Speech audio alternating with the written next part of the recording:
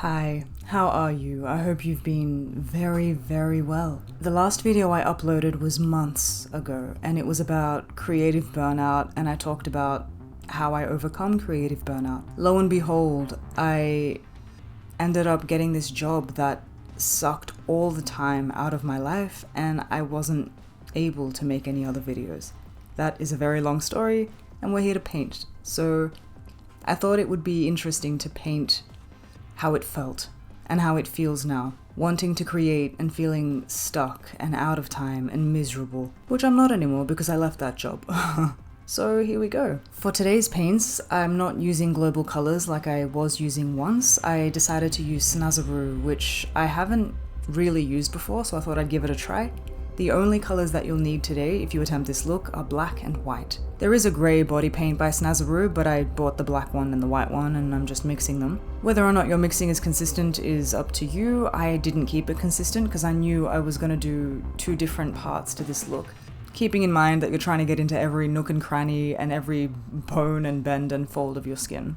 Since this is a character makeup, I've decided to paint my hair grey as well. It's just watercolor, so it will come out in the shower and there will be no trace of it. If your hair is dyed a platinum blonde or a silver, I would avoid putting any kind of paint in it or it might stain. But I'm back to my natural hair, so I'm not concerned at all.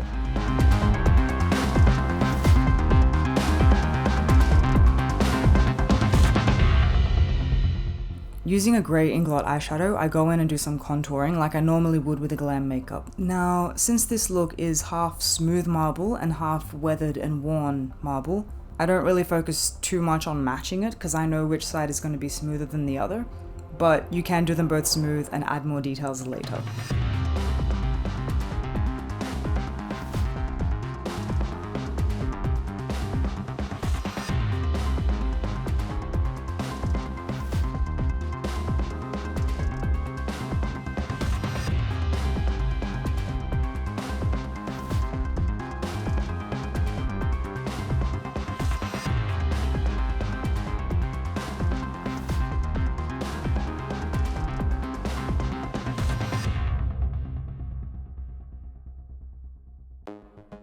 I've also used that grey shadow to deepen those crevices, would you call them, between the bones.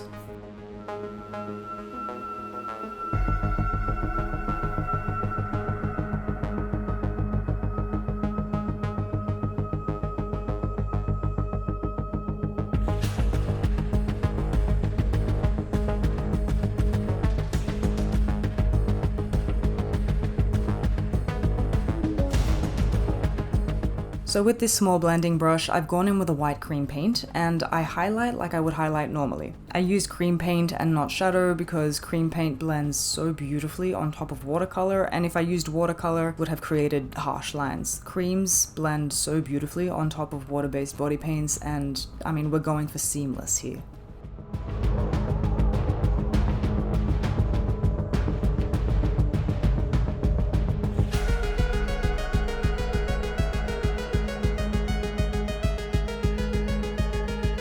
So I've highlighted under the eyes. I go in a little bit on the lip and on the nose, but I try to keep a lot of it on the side of my face, which you're seeing as my right side, but to me is my left side. And I keep the shading on one side and the light on the other, very strategically.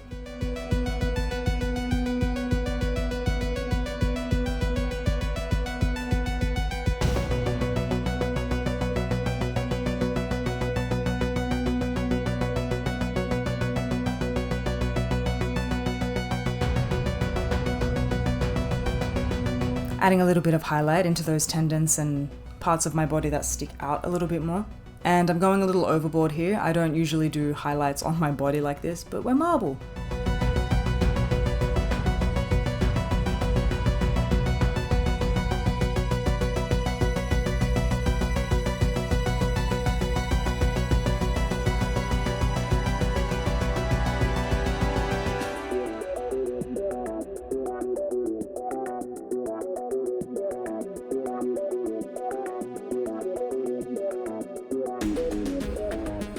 And now we're going to crack our face in half.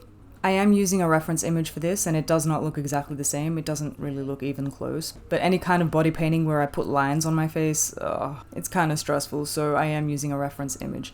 I'm focusing most of the cracks on that left side of my face because that's what's going to be the most worn and the part of the marble statue that sticks out a bit more, which means that on the right side of my face, which you're seeing as the left, that's where I'm going to make that big crack darkest. It's going to make sense in a second. It's hard to explain because I'm in reverse, but I do focus most of the cracks on that left side of my face.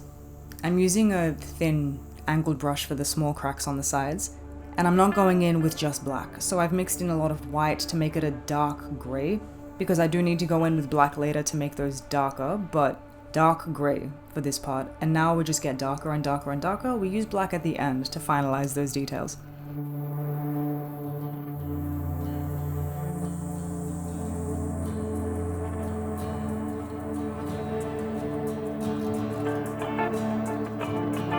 So as you can see, now I'm taking that angled brush and I'm going in with a deeper black. I'm doing this only on the right side of my face. So at the moment, I'm taking that black and I'm trying to push it out. This would be the deepest part of the crack because it's closest to the marble underneath it, so it would be the darkest point. I'm trying to blend it out and buff it out there, but we do go back in later and we do more blending and buffing.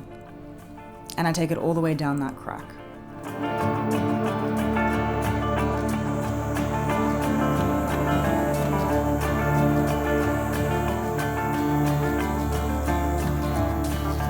Using just black as well now, I go in and I darken that smaller crack. I try to focus it mainly on the corners, but I get sidetracked and excited about making depth and dimension, so I do that.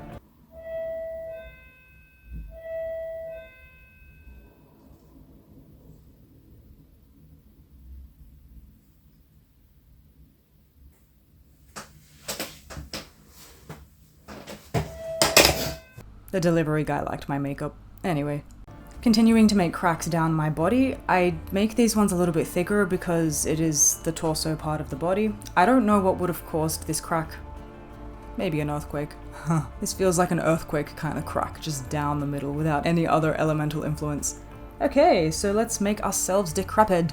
Using a dual fibered brush here, I do take a mixture of white and black, a dark grey. I take a dark grey. And I try to make it look worn and dirty and more 3D isn't the right word, but it does come out more than the other side. So it comes out more than the marble, it's being cracked down the middle, and this is the side that hasn't wasted away, but it's being worn. So I go into the dark spots with black down the shoulder and the corner of my neck there, and then I use white to lighten it up a little bit. This creates both damages from the weather and the sunlight bleaching. On the smooth side, I take another smaller buffing brush and the grey eyeshadow that I was using before, and I create different dark bits. The marble is still kind of worn here, but it's more worn because it was made that way, not because of the elements around it.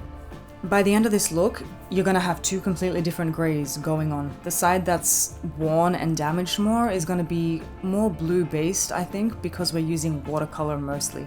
And on the other side, the smooth marble side, it's gonna look warmer because grey eyeshadows tend to be on the warmer side.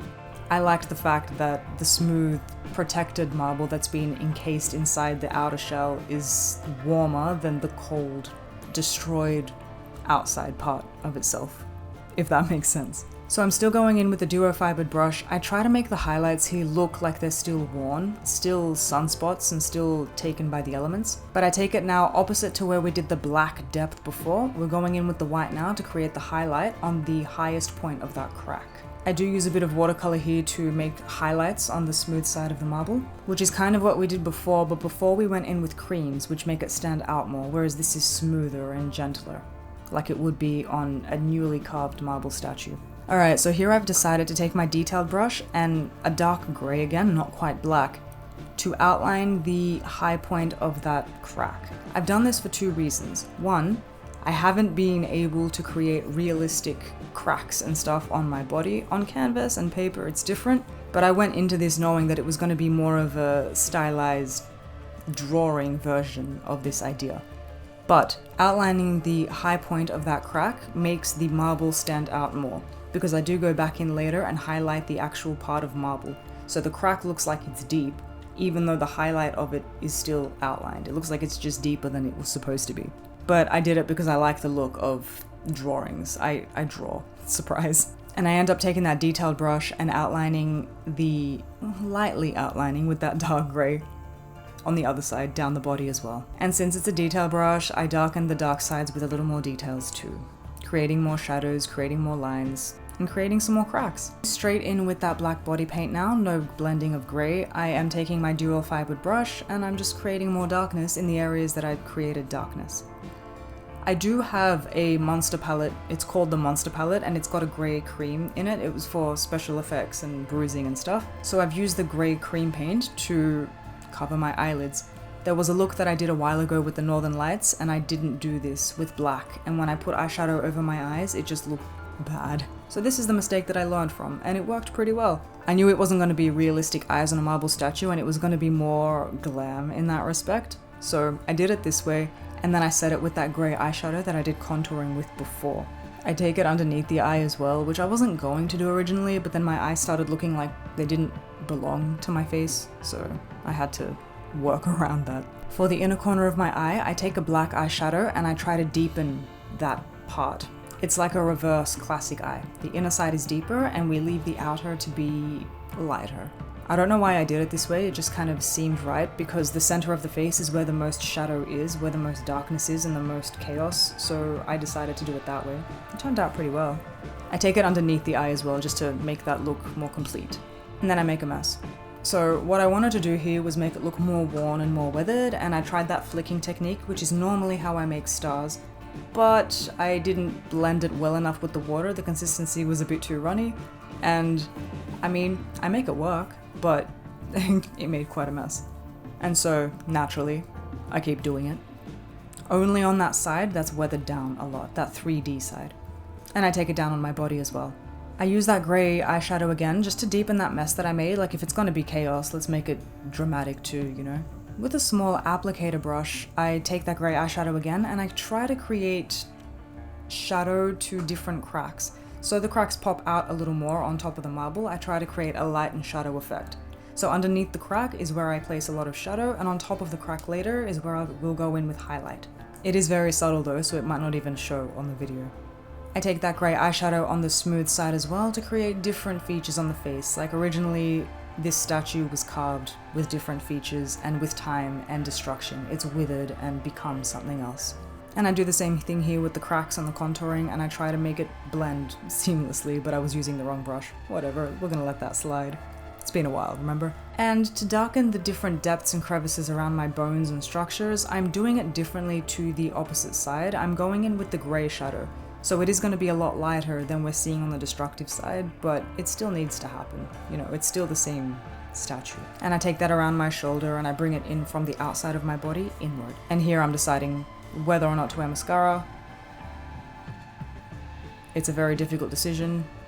I cut out a lot of thinking time. I decided to wear the mascara.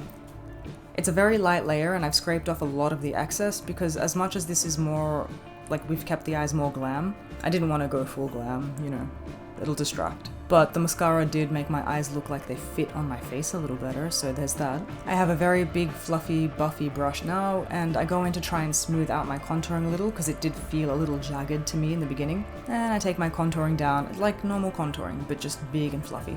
Okay, so here I'm going in with white cream paint to make the highlights come out more. I didn't like how it looked like it was more sunken in than it should have been, and that side of the makeup should be lighter and smoother, so... And I thought it'd be fun to paint my entire arm. Which it was. My style of drawing is more... Maybe one day I'll show how I draw, but I do tend to make the outside darker and bring out the center of the drawing. So that's how I've adapted my body paintings. A lot of my body paintings have this. With that white cream paint, I just highlight the parts that I need to be highlighting, like my lip, my cupid's bow, and the rest of it. And so we are done. I wanted to paint this as a sort of comeback video because I have been feeling this way. When you make art, any kinds of art, whether you write or you paint or you draw, your art comes out in your expression of what you feel, and the past few months I've been feeling like this. Everything was very tense to the point where I broke. It took 3 months at the job that I was at to break me, and I realized I didn't suit it, I didn't want to be there, I want to be here. And as hard as it's been trying to understand how and why I've been feeling the way that I've been feeling, how I've been so burnt out, and why I'm feeling so miserable not painting, I haven't found the right words, but I found the paint. So without knowing how to explain how it feels like this.